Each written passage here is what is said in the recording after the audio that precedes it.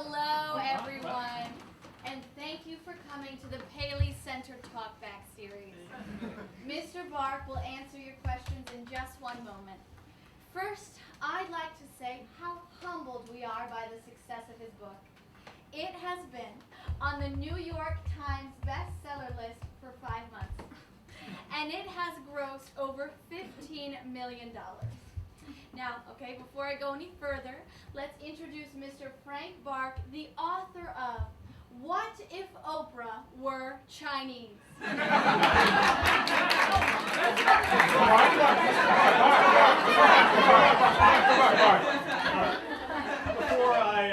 Before I take questions, I first want to thank everyone involved with this project and making it happen.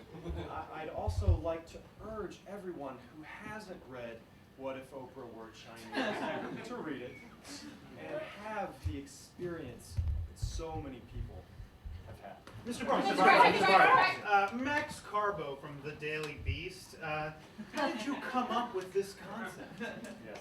Well, I teach a course at MIT called The Effects of Hypothetical Situations. The question would always come up, what if Oprah were Chinese? It was only a matter of time before we were only talking about it. And what would happen if she were 100% Chinese? 9 months later, the book was published, and now I can't go out for milk without talking about particular situations involving Chinese Oprah. Jared Prudence, NPR Books. You speak about Chinese Oprah running the OWN network. What would the OWN network look like if Oprah were Chinese? Right. Well, you are referring to the chapter Building a Brand. Chinese Oprah starts in that.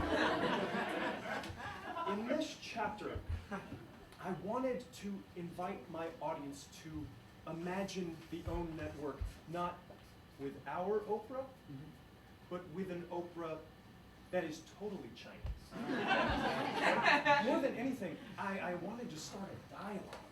You know, I wanted to give them the tools to draw their own conclusions. Mr. Bark. Yes. Mr. Bark. Hi, Cathy Minx, founder of ChineseOprah.org. I'm sorry, your book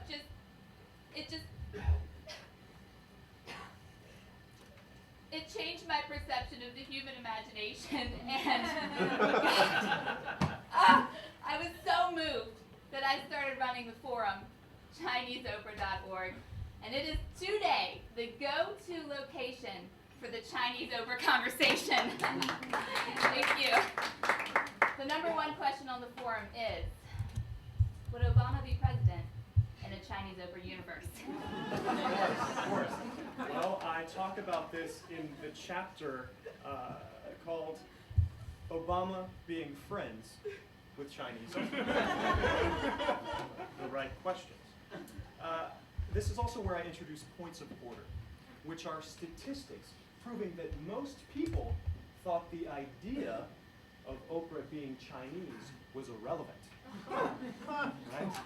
You know, a recent study shows that 0% of Americans, 0%, ever considered Oprah being Chinese.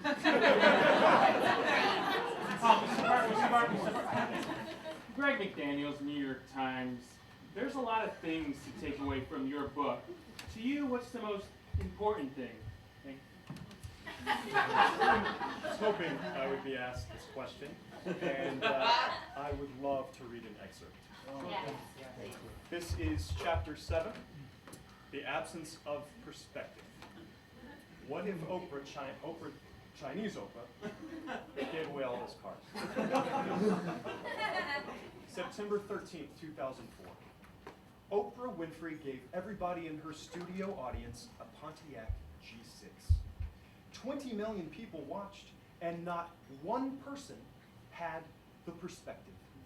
Not one person imagined a confident Chinese Oprah throwing her Chinese body around, screaming, "You get a car, etc." Okay. Okay? This is when a person sees Oprah and doesn't think to imagine her as Chinese because it serves no purpose. The way to fight the absence is with, quote, the assumption of Chinese descent, end quote.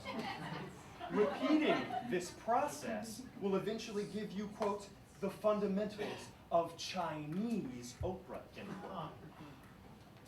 Thank you, that's all. Thank you, Mr. Bart. Thank you so much.